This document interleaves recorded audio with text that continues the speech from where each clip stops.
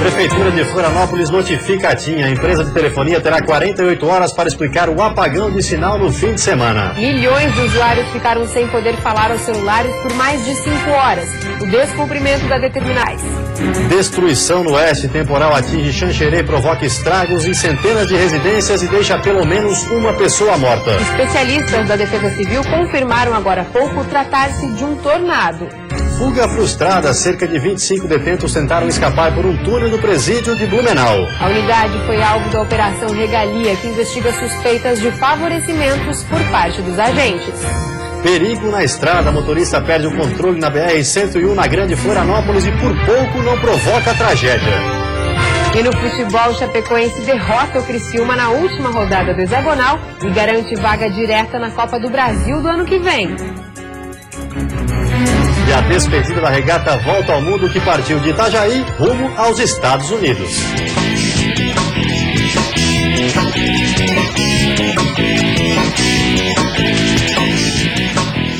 O Band Cidade desta segunda-feira já está no ar.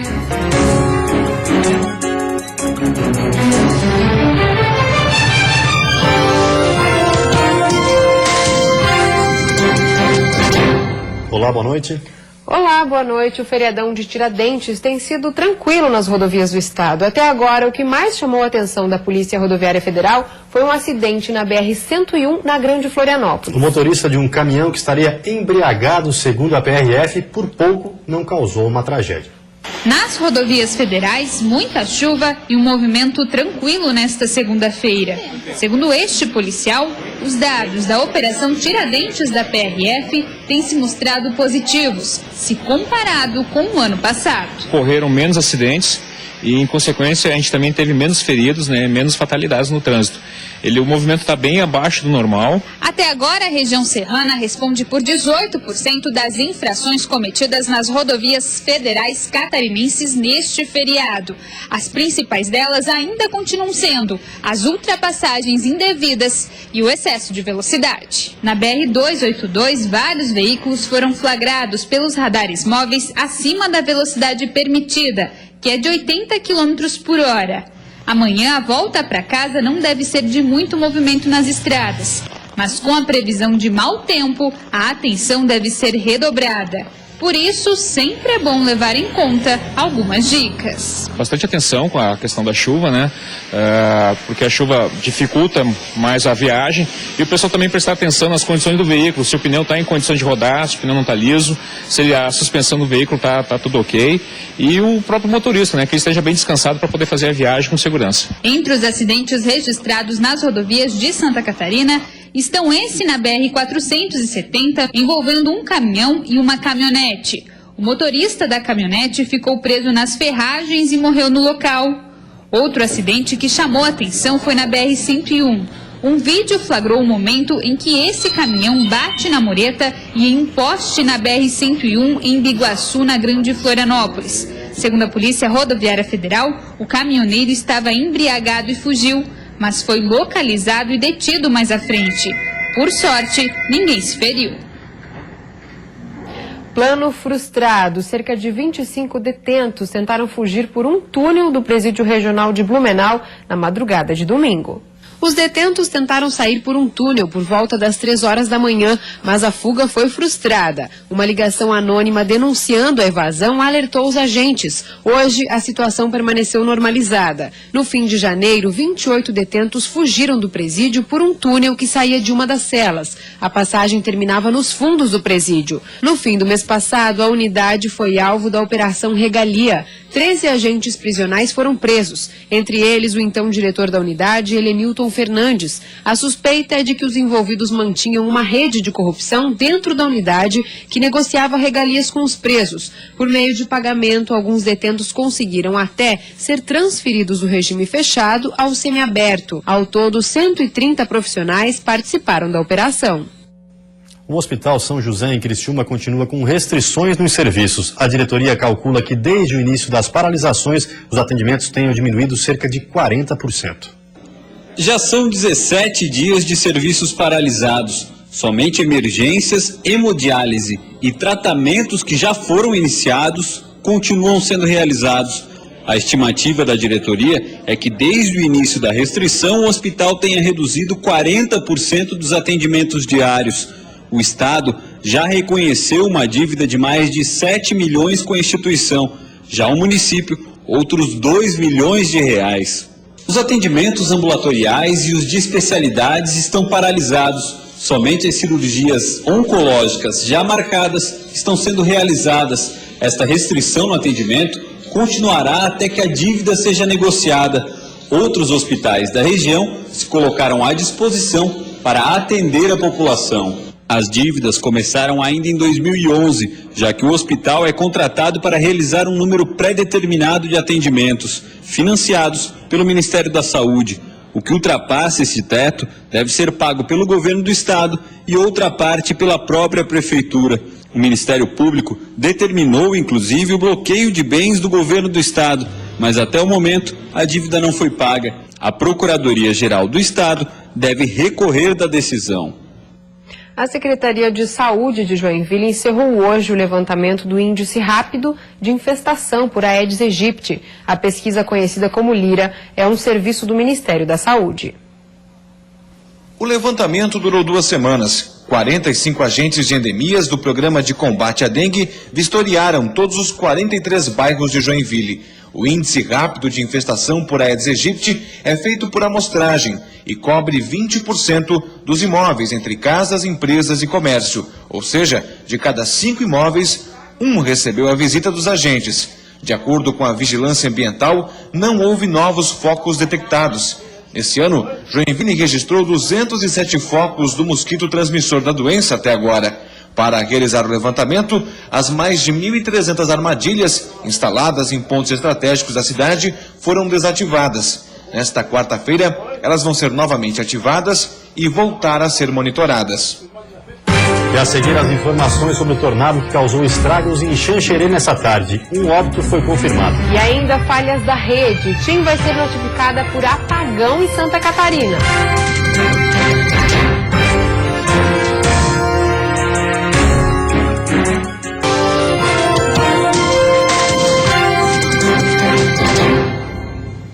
Um tornado causou estragos em Xanxerê, no oeste do estado, nessa tarde. Pelo menos 2 óbitos foram confirmados e diversas pessoas ficaram feridas.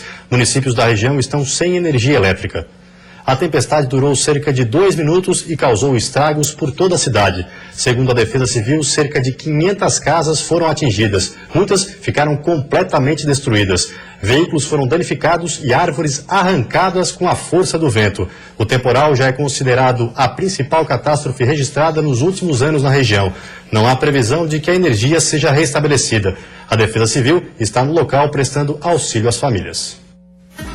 Uma frente fria próxima a Santa Catarina deixa a terça-feira com muita nebulosidade e condições de chuva em todas as regiões, mas a partir do final da tarde o tempo começa a melhorar. A temperatura mínima fica em 9 graus na Serra e a máxima em 26 no sul do estado. No Planalto Norte, mínima de 14 e máxima de 23 graus.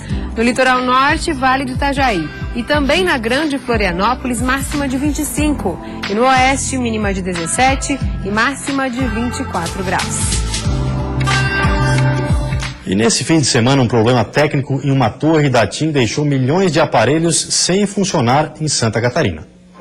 Eles estão sempre em uso, mas isso não significa que funcionam bem. O serviço de telefonia no Brasil é recordista em reclamações e já causou dor de cabeça em muita gente. Vamos supor, eu boto o crédito, quando eu vou ver tem R$9, tem R$8, tanto no celular como na internet, no telefone.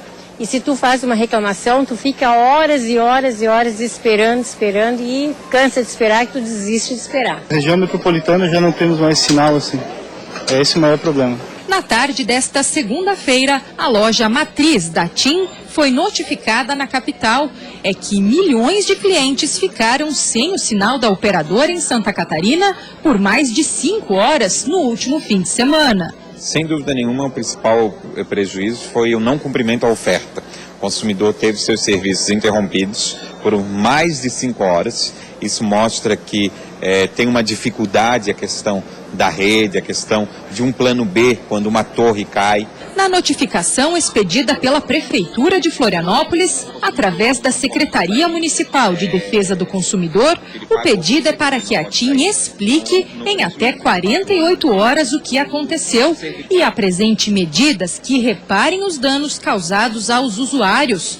O descumprimento pode gerar multa de até 6 milhões de reais. Nós tivemos um processo de privatização dos serviços de telefonia que, a meu ver, teve um avanço gigantesco no mercado, mas, em compensação, os recursos para manutenção e equipamentos são precários. Então, qualquer coisa que aconteça, o consumidor fica sem os seus serviços. A TIM não informou quantas foram as pessoas prejudicadas no estado. Em um comunicado oficial, explicou que um problema técnico na cidade de São José afetou os clientes que ficaram sem acesso às redes de dados e de voz. A falha teria prejudicado outros 2 milhões de usuários nos estados vizinhos Rio Grande do Sul e Paraná. De acordo com a operadora, o serviço já foi restabelecido.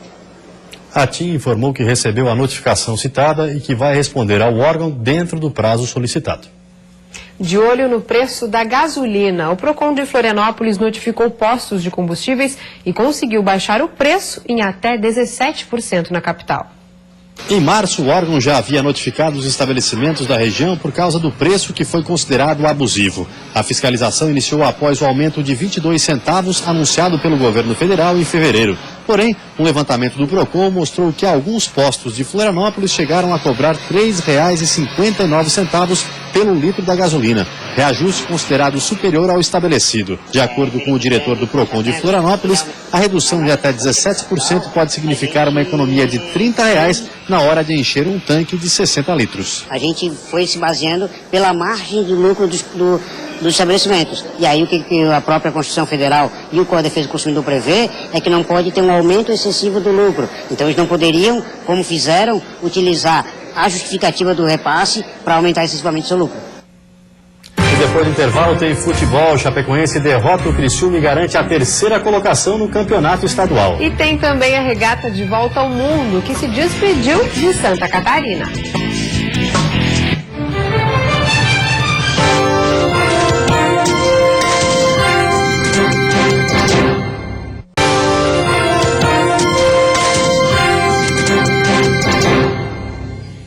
Futebol, pela última rodada do Hexagonal, Metropolitano e Joinville ficaram no 0-0 em Blumenau. Já na Arena Condá, a Chapecoense venceu e garantiu a 3ª colocação no campeonato. Confira como foi. O gol da vitória do Verdão do Oeste só saiu aos 30 minutos do segundo tempo. Apodi tocou para o William Barbio, que só teve o trabalho de empurrar para as redes. Com esse resultado, a Chapecoense terminou o campeonato na 3ª colocação e garantiu vaga direta para a Copa do Brasil do ano que vem. E o nosso maior desafio era, claro, com todo respeito ao Criciúma, era vencer nossas ansiedades, ter uma postura realmente de equilíbrio, muito mais emocional do que realmente um equilíbrio técnico, e isso foi mantido. No Orlando Scarpelli, o Internacional, também de olho na vaga da Copa do Brasil, precisava vencer o Alvinegro para não depender de ninguém, mas a vitória foi mesmo do time da casa. Marcão de pênalti abriu o placar aos 37 minutos da etapa inicial. 2 minutos depois, Jean Derete aumentou para o time do Estreito. E nesse lance, o goleiro Luan trombou violentamente em Parrudo, mas o juiz não marcou falta e o jogo terminou assim. Figueirense, finalista do Catarinense 2, Internacional, 4º colocado, 0. Ficou um legado, ficou bonito, uma campanha, uma torcida apaixonada que nos ajudou do começo ao fim. Estou muito feliz de ter feito parte dessa equipe. Agora é pensar na Série D, quem for ficar e quem não for, fez uma grande campanha, tá todo mundo de parabéns. Eu acho que, de um modo geral, a equipe fez uma boa partida, ganhou e convenceu, e a gente termina a fase aí de classificação numa condição muito boa. 2 semanas após os primeiros barcos chegarem em Santa Catarina, os velejadores da Volvo Ocean Race partiram para uma nova etapa da regata mundial neste domingo. A despedida teve muita festa. Os 17 dias em Itajaí foram pouco. que deixarão saudades. Eu gostaria muito de ficar mais uma semana aqui em Itajaí, mas infelizmente a largada é hoje. Mas a gente teve um bom descanso, aproveitamos bem as férias aqui, curtimos bem as praias, gostamos da comida, gostamos muito da gente aqui em Itajaí, do pessoal. E acho que deu para relaxar bem e agora a gente está pronta para a próxima etapa. No sábado, um dia antes da despedida, o Team Brunel venceu a regata local. O mar agitado e o vento fraco dificultaram um pouco e a equipe holandesa, com uma ultrapassagem no finalzinho da prova, levou a melhor. A quinta etapa é considerada a mais difícil da competição. A chegada à cidade foi marcada por recordes. As 4 primeiras equipes terminaram a prova com menos de 1 hora de diferença. A despedida também ficará na memória. Ontem a Vila da Regata lotou. Todos queriam se despedir das 6 equipes que chegaram a Itajaí. Dongfeng, que teve o mastro quebrado em uma das etapas, também estava lá. Pouco antes de embarcar para mais um percurso, André Fonseca, o Bochecha, falou sobre a parada em Itajaí. A regata continua, nós temos que seguir aí para o próximo porto. Foi um final de semana maravilhoso, foi uma semana maravilhosa. Itajaí e todos que organizaram esse evento estão de parabéns. Eu acho que ficou marcada aí para essa edição e para muito tempo essa parada da Volta ao Mundo aqui em Itajaí. A despedida foi marcada por música e muita festa. Mas antes de partir, os veleiros cumpriram um circuito em alto mar. As equipes levaram a bordo convidados para uma espécie de agradecimento. Depois da pequena regata que antecede a partida, todos tiveram que saltar do barco. Thiago Kanzler, repórter da Band Sport, representou a equipe holandesa. Antes de embarcar, ele se mostrou ansioso. Ficou uma ansiedade grande, né? É uma grande honra, como todos podem saber, assim, da Volvo. Você ter esse convite, essa oportunidade de saltar é uma grande honra para qualquer um. Estou realmente mais feliz até do que ansioso, assim mesmo. Bom, e depois de acompanhar esse início de regata aqui em Itajaí, hora de deixar minha boa sorte para esses caras, desejar uma boa viagem. Eles possam chegar aos Estados Unidos fazendo uma boa perna, mais uma edição da Volvo Whoshu Race. E agora chega de conversa, né? Hora de dar esse salto tão especial.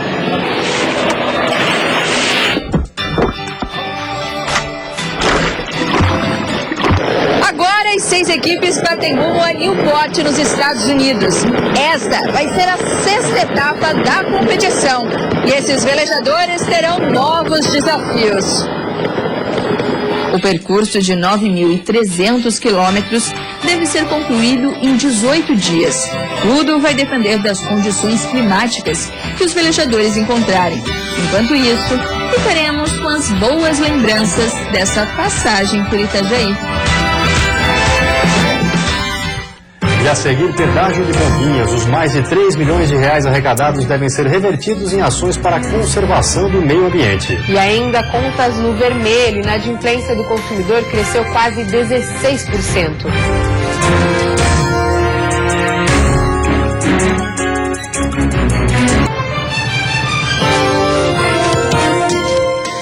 Contas no vermelho. A inadimplência do consumidor cresceu quase 16%.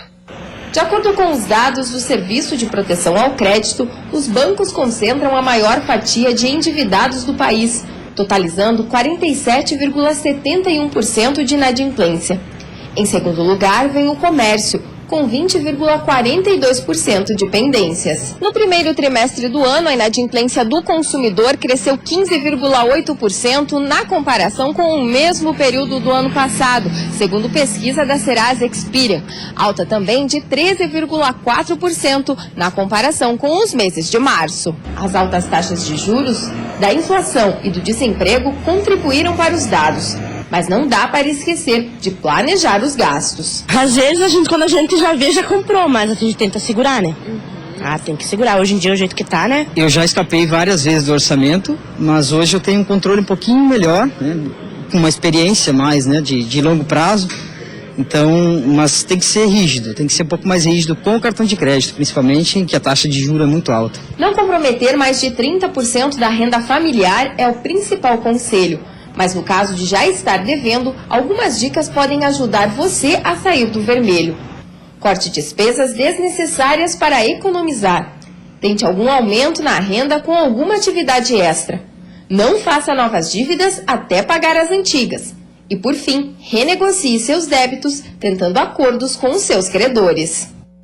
E a Prefeitura de Bombinhas vai usar o dinheiro do pedágio para a campanha de preservação ambiental e melhorias na cidade. A chamada taxa de preservação ambiental foi implementada no dia 6 de janeiro, após 3 anos de discussões em Bombinhas. O início da cobrança teve problemas por causa da instalação do sistema e fez com que o município começasse a cobrar com quase 3 meses de atraso. Durante o período do pedágio foram arrecadados R$3.413.000, valor abaixo do esperado pela Prefeitura, que previa uma arrecadação de mais de 4 milhões. Temos mais esse volume, em torno de 3.800 quase de recebíveis de pessoas que passaram e têm o débito gerado e que ainda devem recolher a taxa. Mas não é só isso, assim, o benefício direto que a gente alcançou não foi apenas os recursos. Os recursos vão ser utilizados no trabalho de conscientização em favor da preservação ambiental, além de limpeza pública e ação de saneamento. Eu acredito que a gente começa uma nova fase de desenvolvimento para o município de Bombinhas mais focada na preservação ambiental. Isso acho que é o nosso grande ganho, além evidentemente dos ganhos colaterais, como o caso da segurança pública. Nós tivemos muito menos problemas de furto, de roubo durante essa temporada, porque as pessoas simplesmente, os bandidos deixaram de frequentar por conta do monitoramento, né? Aqueles que foram, 3 quadrilhas foram pegas, então a gente teve uma série de benefícios. Para a próxima temporada de verão, a taxa ambiental deve começar a ser cobrada a partir do dia 15 de novembro desse ano, até o dia 15 de abril de 2016. Ontem foi o Dia do Índio, uma data bastante lembrada nas comunidades indígenas que a cada dia estão se inserindo mais na sociedade. Do sonho para a realidade, assim estão sendo os dias de Josias, que está frequentando uma sala de aula na universidade. Ele optou por fazer o curso de enfermagem, para depois de formado voltar para a aldeia e melhorar o atendimento para a população. Sim, eu pretendo voltar a trabalhar na minha comunidade mesmo, porque é uma reserva, vai ser homologada agora. Daí não tem como assim, atendimento muito adequado à saúde indígena, como nós também sofremos preconceito às vezes, que tem pessoas, né, que às vezes tem aquele preconceito que sente, mas daí assim eu resolvi estudar enfermagem para voltar mesmo a trabalhar com os indígenas. O último censo da educação superior realizado em 2013 revelou que no Brasil são mais de 13 mil indígenas frequentando uma sala de aula na universidade. Destes, 931 estão concentrados aqui no sul do país. Em Chapecó, somente em uma universidade, 151 indígenas estão buscando a formação. Em 2013 foi aprovado o Programa de Acesso e Permanência dos Povos Indígenas nas universidades, o que garante uma estabilidade para esses estudantes. Pela lei de cotas, nós temos vagas suplementares para os índios, nós temos também um processo seletivo especial para indígenas e estamos em processo de construção de um campus dentro de uma comunidade indígena, entendendo que cada vez mais a região precisa se abrir a essa população que esteve aqui nessa região antes de nós, inclusive, e que tem toda uma tradição, uma cultura que precisa ser preservada, e a universidade também precisa se adaptar à sua forma de construir conhecimento e de interagir com a sociedade. Em Santa Catarina, as cidades com maior número de indígenas estão na região oeste. Em Ipuaçu, segundo o IBGE, são 3.500 índios, Chapecó, 1.500 e Florianópolis, 1.000 pessoas indígenas. E você fica agora com o Jornal da Band. Uma ótima noite a todos e até amanhã. Uma boa noite para você, até amanhã.